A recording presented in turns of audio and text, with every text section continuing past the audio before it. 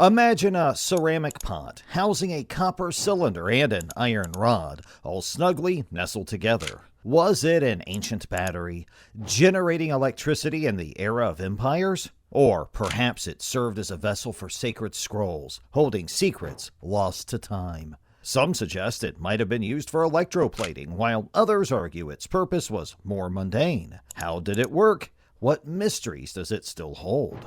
Discovered in the dusty depths of Kujut Rabu in 1936, near the bustling city of Ctesiphon, once capital to mighty empires of old, these relics spark intrigue and mystery. Believed to hail from the illustrious Parthian and Sasanian eras, their purpose remains shrouded in enigma. Wilhelm Koenig, former curator of the National Museum of Iraq, speculated they might have been an early form of a battery, potentially used for electroplating or even ancient healing practices. Yet, dissenting voices argue against such claims, proposing instead that these vessels served as guardians of sacred writings. As the sands of time shift and swirl, the true nature of these artifacts continues to elude us, their disappearance in the turmoil of 2003 only adding to the mystery. In this mystical realm, a curious discovery awaits. A terracotta pot standing at 6 inches tall, its mouth at a modest 1.5 inch wide. Within its clay embrace lies a treasure, a cylindrical marvel crafted from rolled copper, cradling a solitary iron rod. At the top of this intriguing arrangement, the iron rod stands alone, shielded from the copper by a layer of bitumen, its secrets protected by snug plugs or stoppers. Yet, despite its ancient beauty, time has not been kind. Weathering and corrosion mark the artifact's surface, a testament to its journey through the ages. Now, let us delve into the mystery of its origins. Austrian archaeologist Wilhelm Koenig believed these artifacts might date back to the Parthian period, spanning from 250 BC to AD 224, a time of trade and cultural exchange in the region.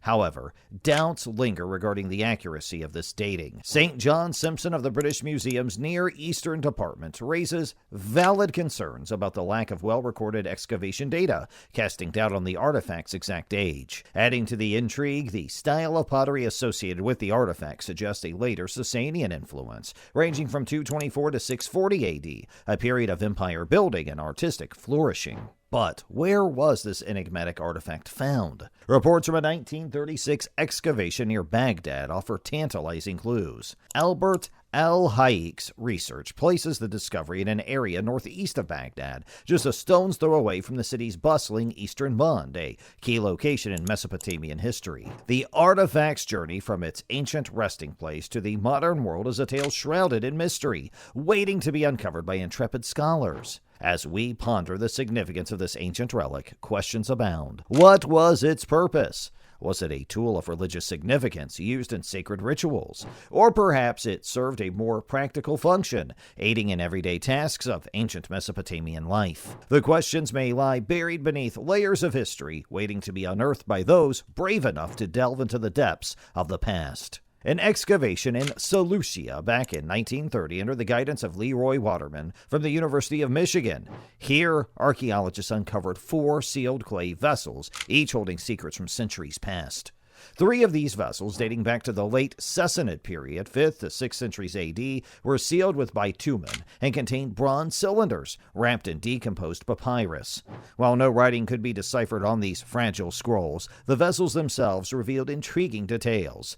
They were staked out with bronze and iron rods, hinting at their possible ritualistic influence. The 4th jar, also sealed, held a different treasure altogether. Broken glass, perhaps a remnant of ancient craftsmanship or everyday life. Fast forward to 1931, where a German-American expedition led by Ernst Kuhnel uncovered 6 more clay vessels in the neighboring Ctesiphon.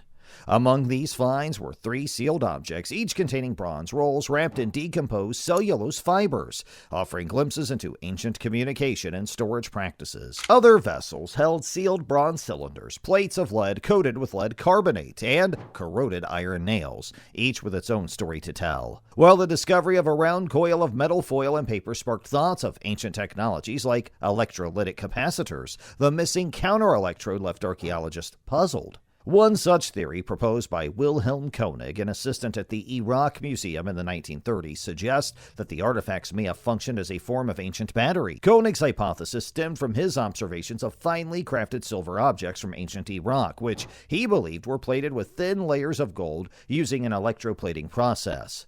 In 1938, he published a paper proposing that the artifacts could have formed a galvanic cell, potentially used for electroplating gold onto silver objects. However, this interpretation faced skepticism from some quarters, as corrosion of the metal and subsequent tests suggested the presence of an acidic agent, such as wine or vinegar, in the jar. Despite the skepticism, supporting experiments have been conducted over the years in an attempt to validate Koenig's theory. Following the Second World War, Willard Gray demonstrated the production of current by reconstructing the inferred battery design and filling it with grape juice. Similarly, W. Jansen experimented with benzoquinone and vinegar in a cell, achieving satisfactory results. Perhaps the most intriguing experiment was reportedly carried out in 1978 by Arne Egebrecht, a former director of the Römer und Perseus Museum, Hildesheim. Egebrecht reportedly reproduced the electroplating of gold onto a small statue using a setup similar to the Baghdad Battery. However, despite the significance of these experiments, there are no direct written or photographic records of Egebrecht's endeavor, leaving scholars to rely on anecdotal accounts and speculation. In a quest for clarity, Dr. Bettina Schmitz, a researcher based at the same museum, lamented the lack of documentation for Egebrecht's experiment.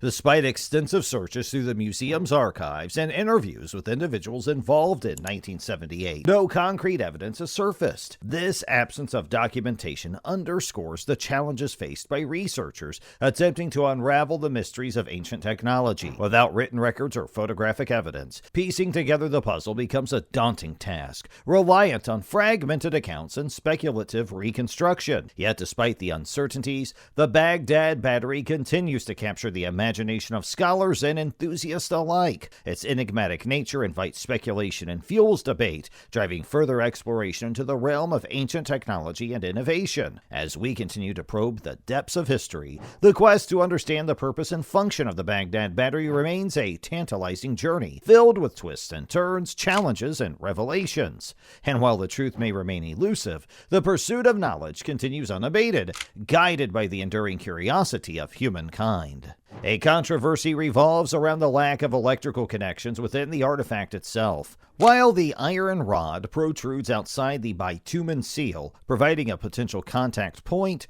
the copper tube remains isolated, thwarting attempts to complete a circuit. This perplexing design quirk has puzzled scholars, raising questions about the intended function of the artifact. Wilhelm Koenig's hypothesis on electroplating emerges as a contentious issue surrounding the Baghdad Battery. At first glance, Koenig's theory seemed plausible, fueled by his observations of finely crafted silver artifacts from ancient Iraq. However, subsequent analysis threw a wrench into his claims, revealing that these objects were more likely fire-gilded with mercury rather than subjected to electroplating. Paul Craddock, a curator at the British Museum, echoed the sentiment, highlighting the prevalence of traditional gold plating and mercury gilding techniques in the region's historical records. Furthermore, David A. Scott of the Getty Conservation Institute urged caution against assuming the presence of electroplating technology in ancient Mesopotamia, citing a lack of concrete evidence to support such assertions.